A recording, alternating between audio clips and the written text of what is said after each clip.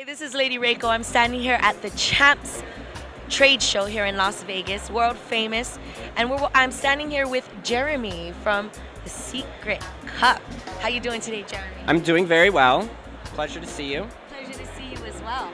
You know, I've been walking around the Champs convention and I've noticed that everywhere, all I see are extracts. We've got vapes, we've got nails and, slabs and dabs. Tell me a little bit about your history with this dab industry. Okay, absolutely. So I've been around for quite a while. I've watched the evolution of the industry to where we are now. I had the first dabbing booth at the High Times Cannabis Cup in Amsterdam, and we won the Best Product Award that year with the Vapor Swing. And that's one of my partners, Daniel from Top Shelf Extracts, and he was the proponent of that company at that time. And now we do an event together called the Secret Cup, which is a hash competition. So from the time then when nobody really knew what it was and this different kind of more liquidy hash was starting to be more popular, we have now come to this point where we have these electronic pens that are using this liquidy hash, and we're able to take it to all these new levels. We've got all these new tools that are specifically for smoking that kind of material, and it's all going in the direction of concentrates right now. So if you had been in other countries like Afghanistan or any of those places, they've been on that page for a while. Like they basically look at marijuana kind of like yeast is to bread. So it's the incomplete product. The final product is the concentrate. And so that's kind of where we're going now in this country, and I'm really happy to see it go that direction. I think we are paying more attention to the health aspects of that, and hopefully we can get that down to a fine line where almost everything is really healthy and we're just doing much more good for the people. Now, what do you foresee with the legalities concerning extracts coming up? You know, we've got people that have been getting busted and being charged with felony charges and all these types of manufacturing charges. What do you think is on the horizon, and what would you like to see happen with that? That's a very good question. I think that part of the problem we're seeing right now is because of not having legalization. So if we had a legal set of rules that people could follow so that they weren't just trying to do all these things on their own, trying to learn from people on their own. If there was a standard for qualifications that you could get to be able to do these things in a safe environment with the proper type of materials and the proper type of equipment, that would be my favorite thing to see happen. I think that what we have right now is people are going to try it themselves. The industry's going in a certain way, and you're not going to be able to stop it. So if you want to prevent the injuries and the harm that's happening, you have to educate everyone and teach them about what you can do and what you can't do.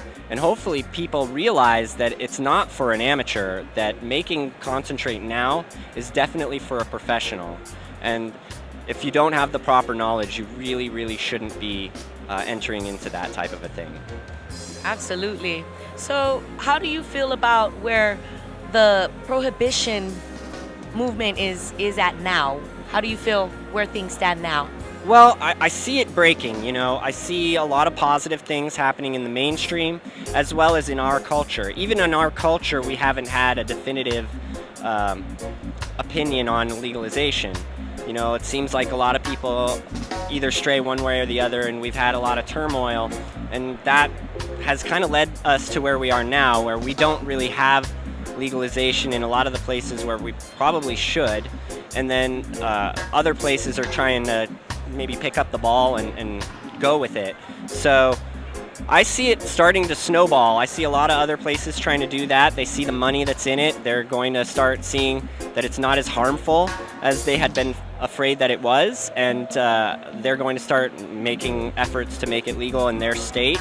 And eventually we should see, hopefully legalization in this whole, in all of the United States, and then maybe in other countries.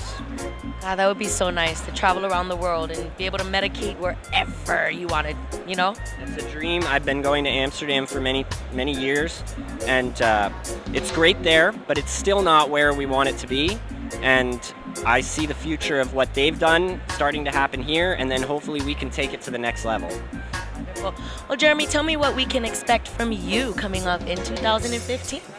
Awesome. So what we're doing, I do a company called Rig Rags where we help a lot of the other companies in the industry promote, and I see a lot bigger and better things for Rig Rags, hopefully, and more companies that we can work with. And I also see a big future for the events. There's all kinds of new events coming out all the time. I'm involved with the Secret Cup, and I'm also involved with Chalice. The Secret Cup is more of a grassroots campaign. It's kind of like the people's event. And then Chalice is more of a mainstream event. The people have responded to it amazingly, and it's definitely what they want. And now it's a matter of kind of streamlining it and making it a sustainable thing for the future. I think we're going there right now. So this year's Chalice, I can't really announce the entertainment yet, but we have some really big names for the entertainment.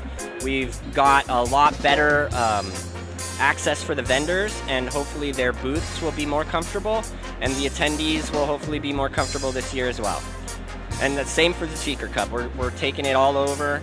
We have a few different regions we're going to try and do it, and I would love to see it as a success in the international places where we're going to go this year. We're trying to do Spain, and we're trying to do Amsterdam. So. Wonderful. It sounds like it's going to be really exciting. And one thing, if you could do for me, encourage everyone out there to get up and smoke the vote in 2016. Oh, absolutely. I think it's extremely positive, and anyone who I know there's a lot of different opinions on legalization, but if you don't vote for legalization, you're basically making a vote for people to go to jail, in my opinion. And if that's what you want to do, then go ahead. But what I want to see is people voting for legalization because they're tired of seeing people go to jail, and that's the bottom line. We have to put an end to this, and we all need to move towards freedom and safety for us all. So. Well, thank you so much for your support, and it was wonderful speaking with you. Thank you very much. This is Lady Reiko at the Chance Convention, and I'm encouraging you to smoke the vote 2016.